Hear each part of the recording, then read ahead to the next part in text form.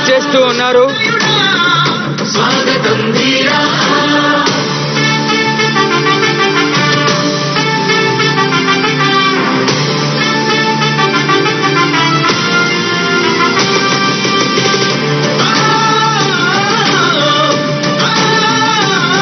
గౌరవ ముఖ్యమంత్రి గారు వైఎస్ రాజశేఖర రెడ్డి గారి విగ్రహానికి పూలమాల సమర్పిస్తారు. కూడా ఒకటే చెప్తా ఉన్నా, భరోసా ఇస్తూ దేవుడి దయతో వైఎస్ రాజశేఖర రెడ్డి గారి విగ్రహానికి పూలమాల సమర్పిస్తూ ఘన నివాళి అర్పిస్తూ ఉన్నారు.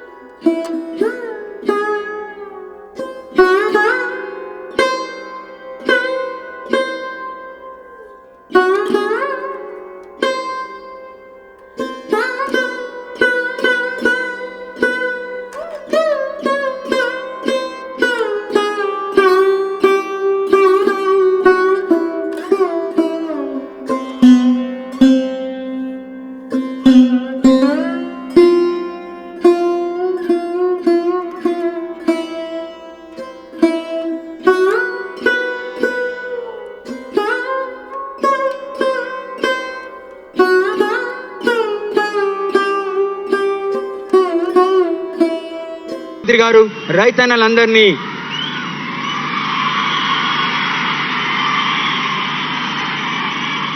జిల్లా కలెక్టర్ గారు డాక్టర్ సృజన గారు స్వాగతోపన్యాసం ఇస్తారు.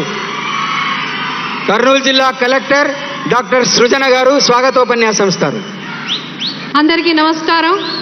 ఇక్కడికి వచ్చిన మంత్రులకి, శాసనసభ్యులకి, శాసన మండలి సభ్యులకి, పార్లమెంట్ సభ్యులకి, ఇతర ప్రజాప్రతినిధులకి, పాత్రికేయులకి స్వాగతం, సుస్వాగతం. వేదికను అలంకరించిన గౌరవ ఆంధ్రప్రదేశ్ రాష్ట్ర ముఖ్యమంత్రి శ్రీ వైఎస్ జగన్మోహన్ రెడ్డి గారికి కర్నూలు జిల్లా ప్రజల తరపున స్వాగతం పలుకుతున్నాను సార్.